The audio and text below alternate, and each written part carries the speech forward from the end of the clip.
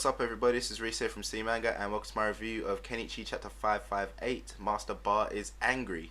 And my god, this chapter here, I think it basically just sums up what Kenichi is all about in a nutshell, you know. Awesome martial arts, with a splash of ecchi content thrown in just for good measure, you know. So yeah, like we've seen before, Rhea Zenpaku team, they might be horribly outnumbered, and I mean like disgustingly, but obviously together, when they kind of like work together as one, their power is just like infinite, you know. No one can fuck with them when they're joined as one.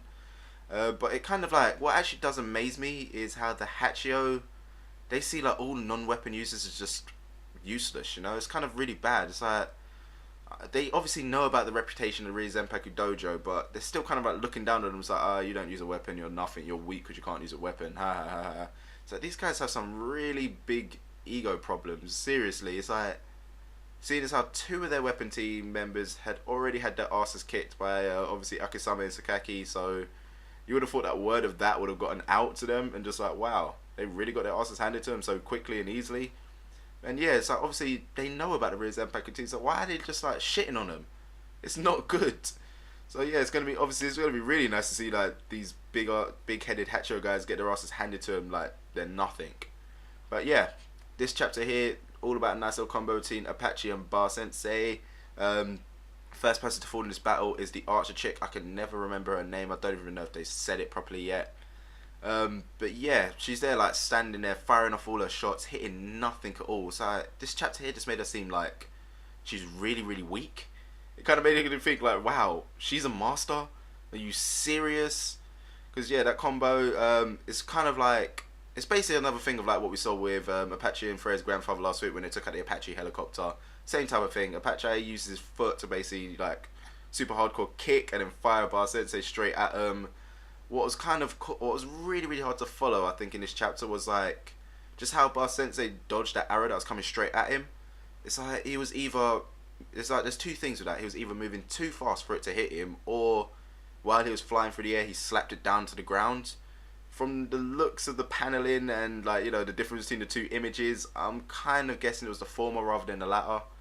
But yeah, that one strike, friggin' awesome in two ways, obviously. First off, it obviously looked like it did nothing at all. Everyone's like, what the hell, that was it? It's like, you did nothing. It's like, you got to a blind spot and you couldn't even, it's like, you didn't even try to kill her or wound her, nothing. That is until you kind of see exactly what it is that he did. You see him standing there looking all awesome. He has friggin', he stole her panties for God's sake. He had them there in his mouth, just like, yeah, take that, that's revenge. Just like, seriously, you fucking pervert, man. It's like, at this point here, I actually face palmed myself while I was watching this. I was like, no, no, no, that cannot be it. That is not all that you did. You know, it's like, because obviously we know he's a big ass pervert, so it's kind of like, really, you did all that just to steal her underwear? But then, like in any martial art movie that you ever see, is one, even samurai movies, is one of the things they land, you think, oh god, they did nothing, but then the actual damage finally comes into fruition. You see the chick's bow just crumble apart. Most of the three enemy team just like, they got punched in or kicked in some sort of way. It was just actually pretty cool when you actually think about it. It's like the speed, that was like some super high level pervert martial arts right there.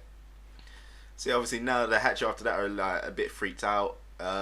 Them and their one shadow now, they're ready to start moving, making a proper move, starting getting some real battles going. But obviously they've got the hard task of trying to separate out the Rhea Zenpaku team to try and weaken them. So it's going to be one of them things. It's like, if they actually do succeed in separating them, Rhea Zenpaku are fucked. But if not, then, you know, Yami are fucked basically. So it can go either way.